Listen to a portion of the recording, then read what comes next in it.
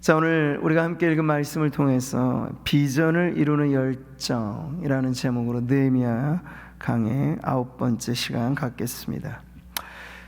우리가 지난 시간에 보았던 것은요, 비전이 난관에 부딪힐 때입니다. 이 느헤미야와 함께 성벽 재건에 힘쓰는 이스라엘 백성들, 순풍에 돛단 듯이 그렇게 술술 일이 풀려가기도 했습니다만 또 역풍이 불어온 때도 있다는 걸 우리가 보았죠. 대적들이 있습니다. 고도의 심리전을 펼쳤고 인신공격, 그들의 신앙을 비방하고 조롱하면서 그들 안으로부터 분열과 무너짐을 야기시켰던 대적들이 있었죠. 이때 느헤미야뿐만 아니라 그 백성들은 백절불굴, 어려움이 와도 그것에 굴하지 않는 그런 신앙을 가지고 난관을 극복해 나아갔습니다. 바로 기도로, 그리고 하나님께서 주신 지혜로 말이죠. 오늘날 하나님의 백성인 교회와 성도들에게도 여러 가지 많은 어려운 일들이 있습니다. 그럴 때 우리가 이 느헤미야를 통해서 배우게 되는 건 당황하지 말고 의연하게 우리에게도 백절불굴의 신앙을 갖고 난관이 온다면 우리 역시도 기도하자. 그리고 주님께 지혜를 구하고 그 기도와 지혜라는 난관을 극복하는 능력을 가지고 돌파해 나아가야 할 줄 믿습니다. 특히나 코로나19라고 하는 온 국민, 전 세계에 펼쳐진 이 추위의 문제들이 있을 때 교회와 성도들이 세상과 다른 구별점이라고 하는 건 두려워하지 않는 거예요. 이 난관에 굴복하지 않는 믿음을 가지고 하나님 앞에 더 기도하면서 이 벽이 열려서 문이 되도록 하나님 앞에 기도하고 또 우리의 돌파에 나아가는 지혜를 하나님 앞에 구하는 것이 이때를 살아가는 저와 여러분의 삶에 더욱더 큰 교훈으로 와닿게 되기를 바랍니다. 자, 오늘의 말씀은 15절 이렇게 시작하죠. 같이 한번 더 읽습니다. 우리의 대적이 우리가 그들의 의도를 눈치챘다 함을 들으니라. 모를 줄 알았던 거죠. 우리가 은밀하게 계획하고 부지불식간에 쳐들어가고 나름 그들에게 많은 궁리가 있었어요. 계획이 있었어요. 모의가 있었어요. 근데 하나님께서 그것을 간파해내도록 느헤미야라고 하는 지도자가 발휘한 병법이 제대로 구사되게 하였던 거죠. 그래서 대적이 다 가진 술수를 동원해 내부로부터 흔들어 놓으려고 했던 이 모든 문제 앞에 느헤미야는요, 어떤 리더십을 발휘했나요? 외강내유. 말하자면 적에게는 강하고 그리고 백성들에게는 부드럽게 격려하고 그들에게 응원하면서 외강내유의 리더십을 발휘하면서 이 적들의 심리전을 무력화시켰다는 거죠. 자, 느헤미야는 여기서 중요한 사실을 말합니다. 이 싸움에서 보이지 않는 우리의 대장이 있다. 이 싸움에서 그저 보이는 적들과 우리 수세에 몰려 있는 듯한, 왜냐하면 귀한한 백성들이 가지고 있는 게 있다면 얼마나 되겠으며 무기가 있으면 얼마나 좋겠으며 여러 가지 많은 어려움들이 있겠습니다만 우리에게 보이지 않는 대장이 있다는 사실을 가르쳐 주는 거예요. 하나님이 그들의 꾀를 패하셨으므로 느헤미야의 비망록에는 이게 빠짐없이 들어가 있는 거예요. 역사의 기록만이 아니라 신앙의 기록이 그 안에 담겨져 있어서 이 일은 나에게 지도력을 발휘하게 하신 이도 하나님, 백성들이 일치단결해서 어려움의 때 흩어지는 것이 아니라 오히려 모여서 더 큰 일을 이루게 하신 이 모든 것에는 하나님의 역사가 있었다. 보이지 않으나 우리와 함께 하시는 하나님, 그분을 그의 신앙의 비망록에 새겨놓은 거예요. 자, 여기서 우리가 알게 되는 건 뭘까요?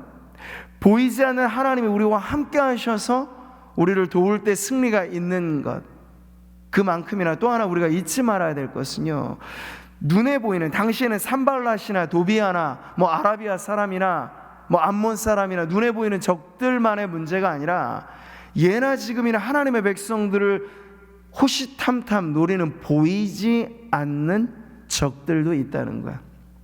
그러니까 성도들이 경험하는 전투, 싸움을 우리가 그래서 영적 전투라고 하는 것이죠. 바울은 이 부분을 너무나 분명하게 우리에게 잘 가르쳐주고 있습니다. 같이 한번 읽어보죠. 마귀의 간궤를 능히 대적하기 위하여 하나님의 전신갑주를 입으라. 우리의 씨름은 혈과 육을 상대하는 것이 아니요 통치자들과 권세들과 이 어둠의 세상 주관자들과 하늘에 있는 악의 영들을 상대함이라. 치밀하게 조직되어 있는 것처럼 악의 세력들이 이렇게 있다는 건데, 그들의 특징은 혈과 육, 우리가 눈에 보이는 환경과 그 안에 살아가는 사람들로만 다 판단할 수 없는 실체라는 거예요. 영적 실체는 보이지 않는 하나님뿐만 아니라 보이지 않는 원수 마귀에게도 해당된다 하는 걸 가르쳐 주는 거죠. 자, 여러분, 그래서 우리가 적을 알고 나를 안다라고 하는 것이 단순히 눈에 보이는 판단만으로 적용하기 어렵다는 걸 우리가 이해해야 합니다. 우리나라로 말하자면 아직까지도 휴전선이 있어서 남과 북이 분단된 국가이죠. 종전이 아닙니다. 휴전입니다. 북한은 지금도 끊임없이 이 어려움의 시기에도 미사일 발사를 하잖아요. 굿모닝 미사일이라고 쏘잖아요. 모두가, 전 세계가 힘든 이때에도. 이 적화야욕이라고 하는 것은 3대 세습으로 북한 체제가 내려오면서 한 번도 포기한 적이 없는 것이었습니다. 주변 국가, 가장 가까이 있는 우리나라가 거기에 맞춰서 속을 때가 있었던 거죠. 겉으로는 화해 모드를 조성하고 악수를 건네고 하지만 핵무기를 개발을 하는 것, 그들이 끊임없이 도발하는 그들의 초강수의 의지였어요. 자, 그러니 아무리 화해 무드가 조성된다 하더라도 종전되어지지 아니하고 온전한 평화가 이루어지지 않는 한반도는요, 여전히 우리 안에는 대적관이라고 하는, 이 군인들이 처음에 신병 훈련소 가면 처음부터 받는 교육이 그거면 정신교육이라고 하는 건 적이 누구냐 이걸 가르치는 거예요. 근데 이건 정권의 문제가 아니잖아요. 나라의 이 처한 이 상황 자체가 이렇게 위기인데 일순간에 분위기가 잠깐 좋아졌다고 북한을 주적이 아니라고 말하면 그건 아주 잘못된 국가관을 갖고 있는 거죠. 주적이 맞습니다. 여전히 북한의 굶주린 동포들은 우리가 불쌍히 여겨야 할 대상이지만 북한의 체제, 김정은을 위시한 군사 그 모든 체제는요, 우리의 주적으로 있는 것이지 우리와 함께 화평하기 위해서 준비하고 있는 것은 없어요. 자, 적을 알고 나를 알아야 100번 싸워도 위태롭지 않다. 백전불태, 이 손자의 병법. 여기서 가장 중요한 게 피와 식별인 거예요.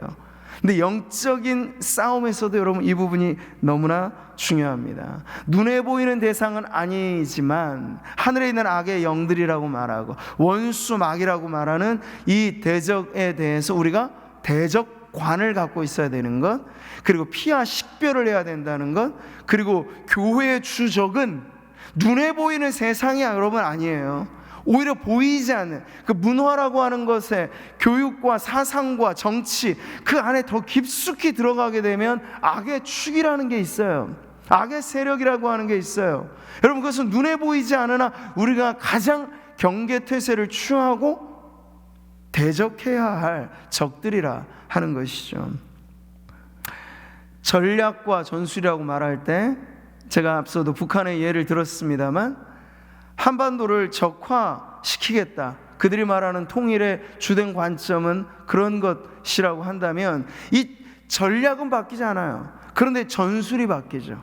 전술은 그때그때마다 구사하는 방법들이 달라지는 것입니다. 그렇다고 해서 주요하게 그들의 근본된 뿌리가 바뀌어지지 않는다면 그것에 대해서 우리가 전술에 놀아나면 안 되고 그 전략 자체가 무엇인가를 눈여겨보면서 거기에 대응해야 되는 게 매우 중요하다는 거죠. 근데 마귀도 마찬가지예요. 우리가 마귀를 대적한다. 마귀가 어떤 존재인가를 우리가 알아야 대적을 하잖아. 근데 마귀의 근본된 정체성은요, 거짓의 아비, 간궤를 부리는. 그러니까 오늘 보세요. 느헤미야의 말씀에서도 그들의 꾀, 이 산발락과 도비아라고 하는 사람이 이제 나머지 또 나옵니다. 또 나와요. 절대로 그냥 물러서지 않아요. 마귀의 가시적으로 드러난 그 마치 형상인 것처럼 그 당시 하나님의 백성들을 괴롭혔던 적들은 바로 그와 같이 간궤에 능했다는 거죠. 예수님께서 마귀의 정체를 폭로하실 때 주님은 이렇게 말씀을 하셨어요. 같이 한번 읽어보죠.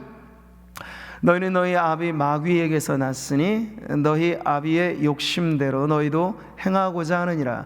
그는 처음부터 살인한 자요 진리가 그 속에 없으므로 진리에 서지 못하고 거짓을 말할 때마다 제 것으로 말하나니 이는 그가 거짓말쟁이요 거짓의 아비가 되었음이라. 그러니까 여러분, 마귀를 인식한다는 건 그냥 두려움에 공포스러운 형상으로 우리에게 다가온 어떤 존재로 여러분 생각하기보다 더 마귀의 마귀다움을 우리가 잊지 말아야 될 건 그것은 간괴한 꾀를 갖고 있다는 거예요. 속이기에 능하다는 거예요. 속이기 위해서는 스스로 자기 뿔까지도 잘라낼 수 있는 존재가 마귀예요. 자기 꼬리도 감추고, 그래서 마치 광명의 천사인 양 가장한다고까지도 하잖아요. 이게 마귀라고요. 근데 그 정체는 뭐라고요? 비진리, 거짓이라고 하는 반쪽짜리 진리예요. 시작은 비슷하지만 끝은 다른. 그게 뭡니까? 이단이잖아요. 그러니까 이단의 현상도 우리가 보는 거예요. 야, 어처구니 없이 어떻게 저 사람, 저 교주라고 하는 인물이 참 보면은 볼품도 없고 말하는 것도 너무나 엉성하고 부족할 뿐인데 어떻게 저 사람에게 저렇게 많은 사람이 놀아날까? 이게 사람만 해서 되는 일이 아닌 거예요, 여러분. 명석관 교수가 있고 의사가 있고 세상에서 잘 나가는 사람들도 뚜껑을 열어보니까 이단의 천재에 다 빠져 있는 거잖아요. 어떻게 그런 일이 가능할 수 있을까요? 교주를 통해서 마귀가 역사를 하니까 그런 일이 일어나는 거예요. 얼토당토 아는데 마귀의 역사는 인간의 지능을 능가하는 거죠. 속이고자 들어가면요, 일반적으로도 그래요. 사기꾼을 막아내기가 여간 어려운 게 아니야. 속이기를 작심하고 누군가 찾아오면 대부분 당합니다. 근데 영적인 삶에 있어서도 성도들이 진리로 무장되고 완전히 마귀의 정체는 거짓말쟁이라, 거짓의 아비라라고 하는 걸 정확하게 알아서 비슷한 듯 다른 꿰이는 그 소식, 그 가르침에 처음부터 이런지하 것을 끊어내지 않으면요, 그 간괴에 넘어가기란 너무나 쉽다는 이야기죠. 자, 느헤미야가 보여주듯 이런 원수들을 대하는 것이 성도들의 영적 싸움입니다. 타협이란 없어요. 여러분, 마귀하고는요 타협할 여지가 없는 거예요. 악의 영들에게 대해서 우리가 마귀를 대적하라고 말씀하지 마귀를 설득하라고 말하지 않아요. 보세요. 그런즉 너희는 하나님께 복종할지어다. 마귀를 대적하라, 대항하라는 거예요. 물러거라 말하는 거예요. 그리하면 너희를 피하리라. 그러니까 마귀를 부둥켜 안고 싸워서는 안 돼요. 대적하라는 거죠. 이 주 예수의 이름과 진리의 말씀으로 말이에요. 그러니까 우리에게 확고한 두 가지 개념이 있어야 돼요. 하나님께 대해서는 복종, 마귀에게 대해서는 대적. 이게 아주 분명해요. 그러니까 여러분, 성경이 이단에 대해서도 가르칠 때 한두 번 권하여도 말을 듣지 않으면 이방인과 같이 대하라고 했어요. 여러분, 이단이 설득해서 돌아오지 않습니다. 분명해요. 그것은 하나님의 긍휼한 은혜와 하나님의 진리의 역사가 강력하게 일어나면 이단에 한번 빠졌던 사람이 돌아오는 일들도 있습니다만, 그게 논리의 문제가 아니라니까요. 그게 설득의 문제가 아니라니까요. 지금 이렇게 일이 터지고 부조리하고 문제되는 것이 세상 천지에 일어나도 보세요. 이단에 빠졌던 사람들이 다시 돌아오는 일이 쉽지 않아요. 옛날 세월호 사건 때도 그랬고 지금 코로나19 때도 지나가서 대단히 많은 이단의 세력들이 와해되었다, 그런 일들이 들어보지가 못하는 거예요. 그 이유는 아주 철옹성과 같이 그 안에 악의 축이라고 하는 것, 그 비진리의 세력은요 우리의 생각보다 강하다는 걸 여러분 명심해야 합니다. 여러분 한번 따라해 보십시오. 하나님께 복종하라, 마귀를 대적하라. 이게 여러분 아주 굳건한 신조가 돼야 돼요. 우리의 믿음의 분명한 고백이 돼야 돼요. 그래서 하나님의 말씀과 위배되는 어떤 가르침이라도 거기에 혹하고, 처음에 갈고리, 여러분 보세요. 밑밥을 주고 낚시를 하면 물고기가 많이 지나가다가 왜 걸려들죠? 그 밑밥 때문에 확 갈고리에 걸려들면 그 다음엔 아무리 등치가 큰 물고기도 빠져나가지 않아요. 이 낚싯줄이라는 게 강력하거든요. 마찬가지로 처음에 제어를 하는 것이 중요합니다. 마귀는 대적해야 될 대상이지 우리가 붙들고 늘어지며 이 설득해야 될 대상이 아니라는 점을 여러분 잊지 마시기 바랍니다. 자, 우리 두 번째로 보게 되면요, 이 기준을 가지고 그들이 쳐들어왔고 그것을 통해서 다시 한번 재정비하는 과정을 기준으로 느헤미야가 새로운 전략을 짜내는 것을 보게 됩니다. 자, 16절의 말씀 같이 한번 읽어보죠. 그때로부터 내 수하 사람들의 절반은 일하고 절반은 갑옷을 입고 창과 방패와 활을 가졌고 민장은 유다 온 족속의 뒤에 있었으며. 저기서 중요한 게 뭐죠? 그때로부터. 그러니까 도비아와 산발락을 위시한 사방에서 적들이 온갖 공격을 해올 때 느헤미야는요, 이것을 새로운 전략을 짜는 기회로 삼았다는 거예요. 자, 느헤미야가 적들의 관계를 파헤친 이후에 그는 이제 되었다, 한시름 놓았다 그러지 않는 거예요. 오히려 더 안을 살펴 경계 태세를 강화하는 쪽으로 공동체를 응집시키고 있습니다. 여기에 구사되는 전략이 뭐냐면 절반의 원칙이에요. 그의 수화로부터 시작해서 오늘 이제 본문 말씀에 쭉 보게 되면요, 균형, 밸런스를 아주 잘 맞추면서 이 절반은 일을 하고 절반은 군사작전을 펼치도록 절반을 그렇게 사용했다는 거예요. 체계적인 용인수를 펼쳤다. 이 적재적소에 사람들을 배치하는 일을 이 위기를 기준으로 해서 다시 재조정했다라는 거예요. 지금 우리도 마찬가지죠. 코로나19라고 하는 이 비상 시기로 인해서 모든 체제가 변화되어질 때 교회는 교회대로의 비상 체제가 가동이 되는 거예요. 그래서 우리 교육자들도 우리의 주어진 일과 중에 로테이션으로 서로 본당에서 기도하는 기도 릴레이를 우리가 쭉 해나가고 있습니다. 영적인 방비를 더 다지기 위해서 말이죠.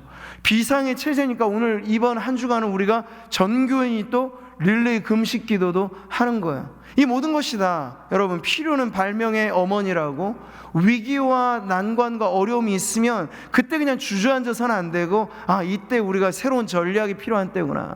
마귀가 우리에게 한 길로 온다. 그럼 그것을 무너뜨리고 대적하기 위해서 우리가 어떠한 영적인 방비를 해야 될 것인가, 이걸 가지고 우리가 대적해야 한다는 것이죠.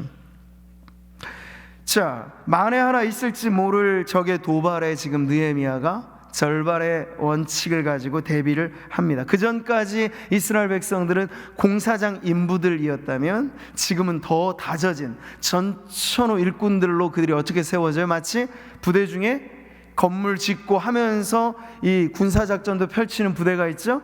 공병부대, 건설 공병부대처럼 지금 이스라엘 백성을 반은 거의 전투부대처럼 운용을 하고 있는 거예요. 느헤미야는 여러분 아주 치밀한 전략가라고 볼 수 있어요. 그는 아주 투철한 신앙이 있었습니다만 그 신앙 안에 그는 우연이나 운명이 자리 잡도록 한 사람은 아니에요. 신앙이라고 하는 것이 자칫 하나님에 대한 의존으로 우리는 할 것이 없다 이렇게 말하기 쉬운데 느헤미야는 그렇지 않았어요.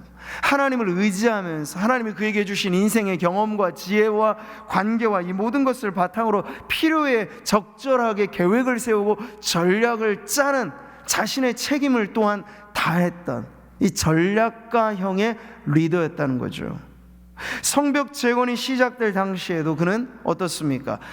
양문으로부터 시작해서 쭉 둘러 양문이 이루고 각 사람들의 거처의 근방에 있는 이 성벽들을 재건하게 하는 여러 가지 많은 효율적인 배치로서 기초 공사를 잘 다져왔던 것처럼 지금도 위기의 순간 느헤미야는 여기에 적합하게 하나님의 백성들을 어떻게 재배치시켜야 하는가를 그의 탁월한 지략을 발휘해서 그것을 짜나가게 되는 것을 알게 되는 거죠.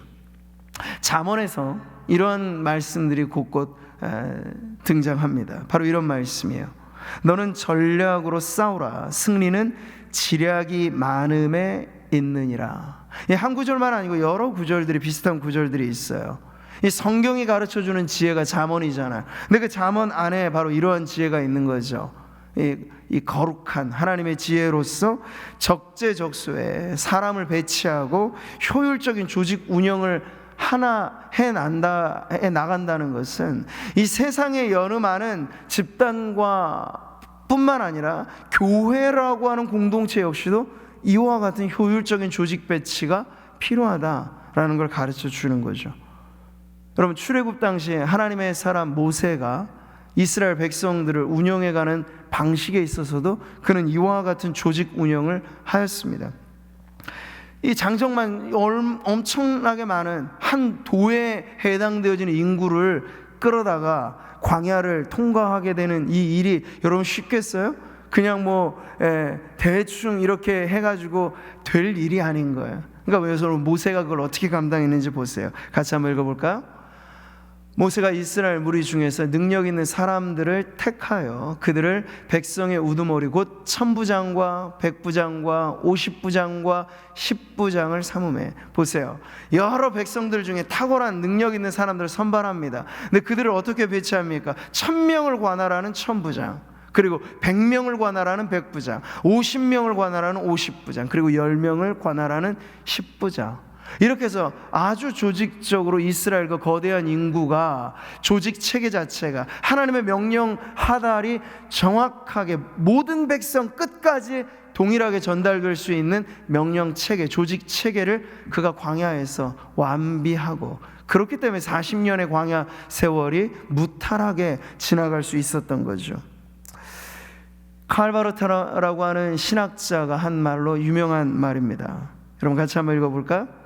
그리스도인들은 한 손에는 성경을, 한 손에는 신문을 들고 살아야 한다. 이와 비슷하게 복음 전도자인 빌리 그레이엄도 이런 말을 했어요. 같이 한번 읽어보죠. 성경을 한 손에, 조간신문을 한 손에 놓고 비교해보라. 그러면 하나님이 살아계심을 알게 될 것이라. 여러분, 이 말이 뭘까요? 하나님께서 우리에게 성경을 주셨다는 건 절대 진리입니다. 이것이 우리에겐 기준이죠. 캐논이라고 말하는 건 줄자 같은 거, 기준. 근데 이것만 봐서 될 게 아니라, 당연히 이건 우리의 기준이지만 우리는 어디에 살아가고 있습니까? 세상을 살고 있어요. 세상에 발을 딛고 살고 있단 말이죠. 그러니 세상이 어떤 곳인지 모른다. 적을 알고 나를 알아야 되잖아요. 나를 안다라고 하는 것, 적을 안다, 이 모든 것의 근간은 성경이겠습니다만, 이 세상의 문화와 세상의 사상과 세상의 정치와 그리스도인들이 알아야 될 것들은 이만저만한 것이 사실 아니에요. 그 모든 것들을 통해서 우리가 어떻게 하나님의 기준대로 이 세상을 살아가야 할 것인가 라고 말했을 때, 바로 이런 말들은 균형 잡힌 인생 전략을 일깨워주는 말이라는 거죠. 이 중에 어느 하나만 강조하면 안 된다는 거예요. 균형이 필요해요. 하나님의 말씀과, 그리고 신문을 강조한 게 뭐야? 이 세상 소식, 세상에 되어지는 형편, 이런 것들을 우리가 좀 알아야 거기에 따라서 하나님의 말씀으로 해석하고 하나님의 말씀으로 세상을 살아낼 수 있잖아요. 근데 세상에 대해서는 영 깡통이에요. 아무것도 알지 못하면 성경만 안다고 되겠습니까? 안 되는 거예요. 우리가 진공 속에 살고 있는 게 아닌 이상 그런 것이 매우 중요하죠. 그래서 균형 잡힌 신앙인이 될 때 우리가 벽창호 같은 인물이 되지 않을 수 있어요. 너무 외골수로, 외고집으로.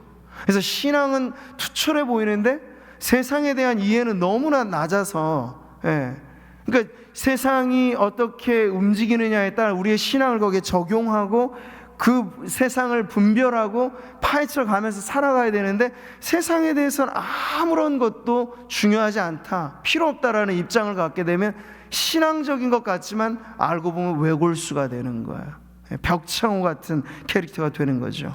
그건 소신을 말하는 것이 아니라 융통성 없는 캐릭터로 점점 더 굳어진다라는 거죠.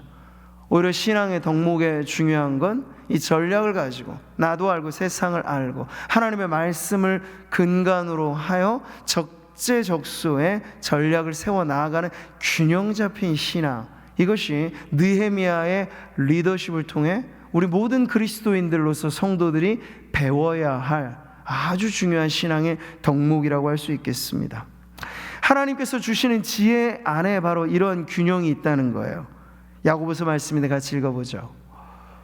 오직 위로부터 난 지혜는 첫째 성결하고, 다음에 화평하고, 관용하고, 양순하며 긍휼과 선한 열매가 가득하고 편견과 거짓이 없나니. 여러분 보세요. 화평과 관용 이런 것들은 우리가 이 땅을 살아가면서 그리스도인으로서 세상과의 관계, 이웃과의 관계, 우리 다른 성도들과의 관계에서 그네들과 같이 더불어 살면서 필요한 관용, 이 양순 이런 것들은 서로 균형을 이루게 만드는 아주 중요한 덕목이라는 거죠. 그리고 하나님이 주시는 지혜는요, 외골수가 아니라는 거죠. 편견이 없어요. 아주 공정하게 이것들을 살펴보면서, 그래서 이것이 전통이냐 이념이냐 그런 기준이 아니라 성경을 기준하여 오늘 우리가 살아가는 삶에 있어서 어느 게 합당한 것인가를 분별하는 거죠. 그래서 그 분별력을 가지고 이 시대에 걸맞게, 우리는 지금 21세기를 살고 있잖아요. 20세기, 19세기가 아니에요. 21세기 그리스도인으로서 우리가 어떻게 이 시간과 공간 속에 우리의 인생의 좌표를 잘 그려가야 할 것인가에 대한 분별력을 갖게 해주는 것이 바로 하나님의 지혜라고 할 수 있습니다. 화평과 관용이 넘쳐나는 바로 그 지혜이죠. 자, 이렇게 전략으로 싸우는 느헤미야, 균형 잡힌 리더십을 발휘하면서 그는 절반의 원칙으로 사람들을 배치했죠.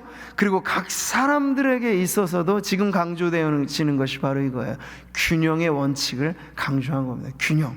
이 균형이라고 하는 건 더 강조해도 지나침이 없을 만큼 아주 중요한 거예요. 아주 중요해요. 우리가 인체의 건강도 사실은 뭔가요? 균형이잖아요.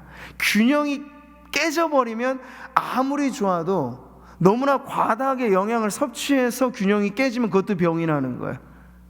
근육도 여러분 중요한 거지만 스테로이드제 같은 거 맞아가면서 엄청나게 근육을 부풀리죠? 그러면 자기 인체에 해를 가하는 행동밖에 안 돼요. 다 저마다 하나님께서 그 사람의 체형에 맞게, 기질에 맞게 주신 어떠한 균형점들이 있는데 그걸 갖춰가는 게 자기 건강에 매우 중요한 거예요. 그러니까 저 사람에게 좋은 건강이 나에게도 딱 맞는 건강이라고 말할 수는 없어요. 자기 인체에 균형 잡힌 이 면역 체계, 건강 밸런스를 갖는 게 매우 중요한 문제라는 거죠. 자, 이런 균형의 원칙을 가지고 17절에 보면 이제 각 사람들을 어떻게 그가 인도하는가를 보세요. 성을 건축하는 자, 짐을 나르는 자는 다 각각 한 손으로 일을 하고 한 손에는 병기를 잡게 하였다는 거예요. 여기 균형을 보여주고 있는 이 표현이 바로 한 손에는, 그리고 또 한 손에는, 이 균형을 보여주는 거죠. 이전까지 그들은 이 벽돌 쌓는 그 일에만 전념하는 공사장 인부라 그랬죠. 이 일만 사실은 하면 되었어요. 그러나 이제부터는 일의 도구만 갖는 것이 아니라 싸움의 도구까지도 그들을 손에 쥐도록 만든 거죠. 왜냐하면 지금 위기 상황에 새롭게 살아가야 할 성벽 재건하는 이스라엘 백성들의 삶의 방식에는 전에 없는 이 무기가 손에 쥐어져야 할 때라는 걸 알았기 때문에 느헤미야는 한 손에는 일의 도구를, 한 손에는 싸움의 도구를 쥐어주면서 그 위기의 시기를 살아가도록 만든 거죠. 자, 여러분, 저는 오늘 말씀을 보면서 하나님께서 우리 자신에게 왜 이런 균형을 강조하는지를 우리 몸을 관찰해도 사실은 알 수 있어요. 가운데를 딱 기준해서 갈라보세요. 여러분, 갈라보면 인체는 좌우가 대칭되어지는 게 가장 아름답습니다. 가장 건강하고요. 우리 눈을 하나로 주시지 않았어요. 두 개로 주셨어요. 귀도 두 개로 주셨고, 네, 팔도 양손이 있어요. 왜 세 개가 아니고 네 개가 아니고 이럴까요? 이게 다 하나님께서 뜻이 있어서 우리에게 이렇게 주셨는데, 좌우의 대칭은 정확하게 균형을 하나님께서 말씀하시는 거예요. 그러니까 우리가 한쪽 눈만으로 어느 하나만을 보면 편견에 사로잡히기 쉬워요. 근데 우리에게 양눈을 주셨다는 건 편견에 사로잡히지 말라고. 이것 하나 봤으면 다른 것도 하나 보면서 그 안에 진실이 무엇인지를 좀 알라고. 우리가 한쪽 소리만 들으면 편견에 사로잡히기 쉬워요. 근데 양쪽 소리를 들어가면서 진정 하나님께서 우리에게 깨닫게 해주시는 것이 무엇인가 알라고. 여러분, 이 모든 균형은요, 오른손으로 일하고 왼손은 감추고 하면서 하나님께서는 선을 행하는 균형도 가르쳐 주신 거예요. 인체가 보여주는 이 모든 것이 하나님께서는 균형을 통하여 하나님의 일들을 이루어 가신다. 교회라고 하는 공동체가 이루어지는 방식도 이와 같다는 거예요. 균형이에요, 균형. 모두가 다 눈만 대면 외눈박이 아주 이상한 형체, 기형체가 되겠죠? 근데 하나님은 교회를 그렇게 다스리지 않으세요. 눈 역할 하는 사람들도 있고, 입 역할 하는 사람도 있고, 손 역할 하는 사람도 있고, 그러면서 하나님께서는 그리스도의 몸된 교회를 균형 잡힌 신체처럼 그렇게 만들어 가신다는 거야. 그러니까 여러분 한 사람, 나 한 사람이 눈도 되고 입도 되고 모든 것 다 될 거야, 그러면 안 돼요. 물론 목회 리더십 안에는 하나님께서 조금 더 종합적인 일들을 감당할 수 있는 종합적인 은사를 주시기도 합니다. 그런데 보통의 성도들에게는 저마다 섬김에 적합한 은사가 있고, 달란트가 있고, 직분이 있고, 재능이 있고, 뭐 이런 것을 통해서 몸된 교회가 균형 있게 서서 균형 잡힌 일을 하라고 하나님께서는 교회를 그렇게 만들어 가신다는 거예요. 자, 여러분의 인생은 이런 면에서 우리의 인생 자체가 이 신체 밸런스를 맞추는 것처럼 균형이 얼마나 잡혀 있습니까? 여러분의 일의 체계는, 여러분이 사업을 하건 혹은 가정을 꾸리는 어떤 일들을 하건 간에 그 일에 어떠한 균형 잡힌 체계를 갖고 일들을 감당하고 있는지 우리가 살펴볼 필요가 있겠죠. 18절의 말씀입니다. 건축하는 자는 각각 허리에 칼을 차고 건축하며 나팔 부는 자는 내 곁에 섰었느냐. 여기서도 여러분 두 부류를 균형 있게 다루고 있잖아요. 건축하는 자, 일에 전무하는 사람들이 있고, 그들은 일에 쓰는 도구와 무기도 같이 갖고 있는 거예요. 그런데 또 하나, 건축하는 일 외에 나팔 부는 나팔수도 지금 느헤미야가 이때를 기준해서 지금 배치시켜 놓았다는 거예요. 건축자로 말하자면 그들의 손에는 주로 칼이 들려져 있고 일의 도구가 들려져 있어요. 공사 현장에 쓰는 무기가 그들에게 있다는 거고, 나팔수에게는 공사 현장에서 쓰는 무기가 아니라 위기의 시기를 알리는 신호를 울리는 나팔이라고 하는 도구, 위험을 경고하는 도구가 그들의 손에 쥐어져 있는 거예요. 그러니까 이런 것은 일의 조건과 환경에 맞는 도구를 적합하게 그들 손에 쥐어졌다는 거죠. 여기서 우리가 적용할 수 있는 건 바로 이것이에요. 나팔 소리라고 하는 건 위험을 알리는 경보이죠. 그러니까 매우 중요합니다. 지금 이제 멀리 떨어져서 일을 하기 때문에 그들이 모여있는 곳에서 도움을 요청하라고 나팔을 불라는 거예요. 그러면 함께 모여서 우리가 위기를 방비하자, 이런 차원에서 나팔 소리는 위험을 경고하는 신호였습니다. 그런데 이건 역시도 우리들에게 가져오는 균형점이 이건 거예요. 기도 소리와 나팔 소리, 여러분 어떤 차이가 있을까요? 우리 기도라고 하는 건 하나님에게 대하여 우리의 어려움을 알리는 거죠. SOS를 치는 거죠. 근데 그러한 기도 소리와 더불어서 이 나팔 소리라고 하는 건 공동체 내의 신호음이에요. 사람과 사람들에게 알려주기 위한 이러한 이 전달 매체라는 거죠.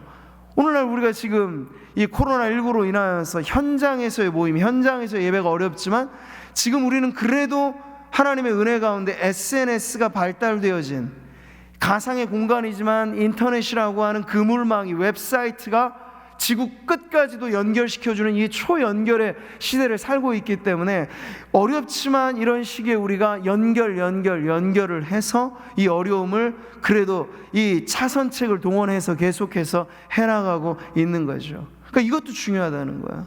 기도만 하는 것이 아니라 공동체 내 서로의 어려움을 나누고 알리고, 성령의 교통하심이란 바로 이와 같이 보이지 않는 성령이 성도를 교제케 해주실 때는 보이는 방식으로 서로의 삶을 나누고 전화도 하고 인터넷으로 서로 채팅도 하고 이러면서 오늘날 서로 공동체 안에 이러한 현장에서 함께 모이지 못하는 것에 대한 대안으로서 서로 나누고 교제하는 이러한 방법들을 취해간다는 건 우리가 지금 이 시대를 살기 때문에 사실 가능한 부분이라고 할 수 있는 거죠.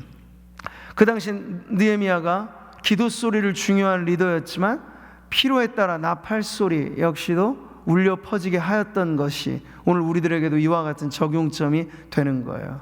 기도는 하나님과의 독대이죠. 누구도 사실 알 수 없는 골방의 언어입니다. 근데 공동체가 바로 서나간다는 것은 골방의 언어로만이 아니라 서로 소통 가능한, 교회 안에 모든 성도들이 각각 사람의 언어로 소통 가능한 연결을 통해서 이 어려움을 잘 타게 가는 데는 역시 나팔 소리와 같은 신호체계도 중요하다는 것을 잊어서는 안 되겠죠.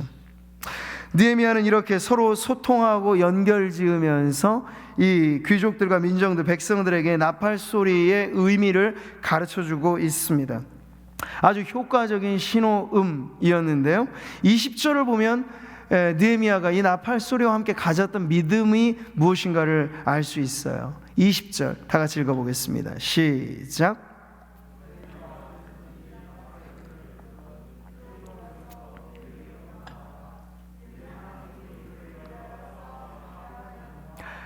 우리 하나님이 우리를 위하여 싸우시리라. 이 나팔 소리를 들을 때 너희가 함께 모여서 우리 서로 돕고 싸우자. 근데 그게 끝이 아니에요. 이 나팔 소리와 함께 우리 하나님도 우리를 도우사 싸우실 것이다. 여러분, 이스라엘 백성이 광야 세월을 지나 약속의 땅 가나안, 이제 정복 전쟁에 임할 때 처음 맞닥뜨린 성 여리고성이죠. 여리고선 정복 전략은 다름 아니었어요. 성을 돌고 마지막 순간에는 나팔 소리가 울릴 때 온 백성의 함성 소리가 합하여지는 거. 그들이 구사했던 전략이 그거였죠. 그랬을 때 어땠습니까? 이중성벽이었어요. 엄청나게 이 단단한 철옹성 여리고성이 와르르 무너지게 되었죠. 백성들의 함성 소리만으로 무너진 것이 아니라는 걸 우리는 알아요. 하나님께서 그 소리와 함께 임재하실 때 놀라운 역사가 일어난 거죠. 그러니까 이 나팔 소리가 단순히 그냥 어떤 방법적인 면에서 소통의 도구만이 아니라 우리가 서로 SNS 안에서 뭐 카톡방에서 뭐 너튜브 이런 거에서 말이에요, 서로 함께 교제하고 하는 것 안에 믿음을 갖고 여러분 하게 될 때 가상의 공간이지만 이 소통의 자리 안에서 누가 역사하신다는 거예요? 성령께서 역사하신다는 믿음이 우리 안에 있어야 지금 이렇게 온라인 예배가 유효한 거죠. 만약 그런 믿음 없이 그냥 방편적인 것만으로 따지고 본다면 지금 여러분 우리는 매우 어리석은 방법을 취하고 있는 것입니다. 근데 우리 안에 이런 믿음이 있는 거예요. 성도들이 서로 연합하고 우리에게 주어진 방법을 통해 서로 소통하고 서로 기도의 제목을 나누고 서로의 어려움들을 나누고 하였을 때 그 교제 안에 누가 함께 하신다고요? 그 신호, 그 나눔 안에 하나님께서도 함께 하신다는 거죠. 지금 여리고 성을 무너뜨리는 그 전략에도 나팔 소리는 하나님의 임재를 나타내 주는 것이었는데 지금 성벽이 재건되어지는 역사의 현장에서도 느헤미야 안에는 이런 믿음이 있는 거죠. 나팔 소리가 울려 부를 때 우리만 모일 것이 아니다. 하나님께서도 그 자리에 함께하사 우리를 도우실 것이다. 여기 바로 용사와 같이 우리를 대신하여 싸우시는 하나님이 나오는 거죠. 오늘 그래서 본문은요, 시작과 끝이 아주 정확하게 균형을 갖고 있어요. 처음 시작은 하나님이 도우사 대적의 꾀를 파하게 하셨다. 하나님의 역사에 대한 기록으로 나오잖아요. 이 마지막 부분 즈음에도 나팔 소리 울려볼 때 하나님이 우리와 함께 싸우실 것이다 라고 하는 그런 믿음의 고백을 나타내고 있는 거죠. 여러분, 여호수아가 그의 인생의 말년에 가나안 정복 전쟁의 모든 경험이 묻어 있었던 그 백전노장이 고백하는 그의 신앙은 이것이었어요. 같이 한번 읽어보죠. 너희의 하나님 여호와께서 너희를 위하여 이 모든 나라에 행하신 일을 너희가 다 보았거니와 너희의 하나님 여호와 그는 너희를 위하여 싸우신 이시니라. 가나안 정복 전쟁은 이스라엘 백성이 주도 면밀하게 사실 지파별로 분배한 땅을 직접 전쟁을 통해서 획득한 싸움이기도 했어요. 그러나 마지막 대목에서 이 여호수아의 고백은요, 그 모든 싸움의 현장에서 누가 함께 하셨다는 거예요? 하나님께서 우리를 위하여 싸우셨다 하는 것. 보이지 않으나 우리와 함께 하시는 하나님에 대한 믿음의 고백이 우리의 나팔 소리와 함께, 우리의 찬송 소리와 함께, 우리의 기도 소리와 함께, 우리가 모이는 예배의 이 모든 자리에 함께 하신다는 거예요. 할렐루야. 임마누엘이라는 걸 여러분 개념으로만 알고 계지 마세요. 하나님이 우리와 함께 하신다. 그건 아주 실질적인 신앙의 고백이어야 하겠습니다. 지금도 우리를 위하여 싸우시는 하나님 말이죠. 이사야는 그 하나님을 용사 같은 분이라고 표현하고 있어요. 여호와께서 용사같이 나가시며 전사같이 분발하여 외쳐 크게 부르시며 그 대적을 크게 치시리로다. 그러니 여러분, 영적 싸움의 관건은 우리가 적들과 1대1로 맞닥뜨리는 것이 아니에요. 우리는 우리로서 해야 할 일을 하지만요, 보이지 않는 그 원수 마귀, 이게 인간의 지능으로, 인간의 경험으로 무너뜨릴 수 있는 대상이 아니거든요. 그러나 오직 말씀, 오직 예수, 오직 성령께서 역사하시며 마귀는 주랭랑 칠 수밖에 없습니다. 그러니 우리는 모든 영적인 싸움의 현장에서 우리의 해야 할 도리와 전략과 이 모든 것과 더불어서 이 믿음의 선포, 이 믿음의 선언이 있어야 된다는 거예요. 지금 하나님이 우리와 함께 하신다. 나와 함께 하시는 하나님은 용사같이, 그리고 전사같이 대적을 무찌르시는 하나님이시다. 이런 믿음을 가지고 주의 이름을 앞세워 나아가실 때 우리 성도들에게 처한 여러 가지 많은 난관, 우리 교회가 겪고 있는 모든 이 땅의 교회들이 겪고 있는 이 시기의 어려운 문제들이 해결되어질 줄 믿습니다. 질병이라고 하는 재난과 재앙과 이 장기화되어지는 문제들 역시도 우리가 왜 기도에 더 집중해야 되냐? 이 질병을 사람의 손에만 맡겨놓으면요, 해결책은 묘연합니다. 그러나 하나님 앞에 우리가 이 문제를 계속해서 아뢰는 거예요. 우리가 할 수 없는 이 문제를 하나님 앞에 구하면서 하나님 우리를 살려주시고, 하나님 우리를 고쳐주시고, 이 땅을 회복시켜주시고 하는 그 기도로 나아갈 때 질병을 물리치시는 이는 결국 하나님이심을 우리가 경험하게 될 줄 믿습니다. 강한 용사이신 하나님의 임재와 더불어서 오늘도 우리의 난관이 극복되고 영적인 싸움에서 승리하는 우리 모든 성도님들 되시기를 축복합니다. 비전을 이루는 열정, 오늘 본문에서 느헤미야와 그의 수하의 사람들, 모든 사람들은 이와 같은 열정에 사로잡혀 있었어요. 위기는 있었지만 그들은 좌절하지 않았고, 위기 때 더 전략을 펼치고, 위기 때 더 하나님을 붙잡고, 그래서 그것을 이겨나갔던 그들의 모습, 오늘 본문의 끝부분에 이렇게 보여주고 있죠. 무리의 절반은 동틀 때부터 별이 나기까지 창을 잡고, 쉼없는 이들의 열정을 보세요. 사람마다 그 종자와 함께 예루살렘 안에서 잘지니 밤에는 우리를 위하여 파수하겠고 낮에는 일하리라. 낮이나 밤이나, 아침에 동틀 때부터 밤에 해질 때까지 쉼 없는 이들의 열정은 지금 성벽 재건의 역사적인 사명을 위기의 순간에도 계속해서 이루어 간다는 걸 우리들에게 보여주고 있습니다. 사랑하는 성도 여러분, 오늘 느헤미야와 이 백성들을 보면서 아마 우리와 비교하건대 우리보다 더 어려운 현장에 있었을 거예요. 그러나 그들은 사명을 놓지 않았습니다. 비전을 버리지 않았습니다. 비전을 이루는 열정으로 그들은 더 뜨거워졌던 것이 우리에게 얼마나 귀감이 됩니까? 그리스도인들의 사전에는 게으름이란 없어야 돼요. 부지런하여 게으르지 말고, 같이 읽을까요? 열심을 품고 주를 섬기라. 하나님의 백성들은 하나님께서 우리에게 저마다 맡겨주신 달란트가 있고, 교회는 교회로서의 사명이 있습니다.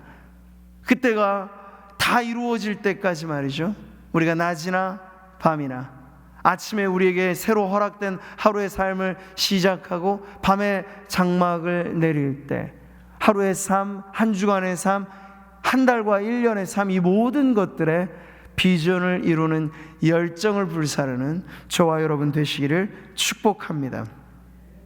모든 것이 하나님께 달려 있는 것처럼 기도하고, 모든 것이 당신에게 달려 있는 것처럼 행동하라. 이게 서양에 있는 한 격언입니다. 기도와 행동. 여기서 어느 것 하나를 더 우선해서 말하는 게 아니에요. 우리가 진정 하나님 앞에 전략을 갖고 수족을 놀려 행동해야 될 때는요, 진정 우리 한 몸에 이 모든 것이 달려 있다는 믿음을 가지고 하라는 거예요. 느헤미야가 그렇게 살았고 그 시대 백성들이 그렇게 살았던 것처럼 오늘 저와 여러분도 마치 하나님께서 우리에게 이 시대의 사명을 안겨주신 것을 온몸으로 달성해야 되겠다 하는 믿음을 가지고 살아가라는 거죠.